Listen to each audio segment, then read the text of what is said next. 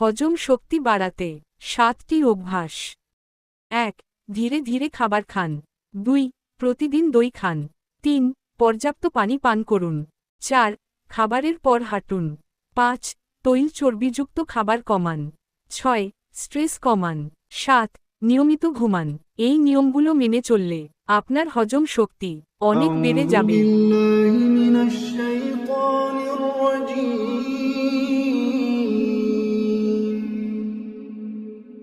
بسم الله الرحمن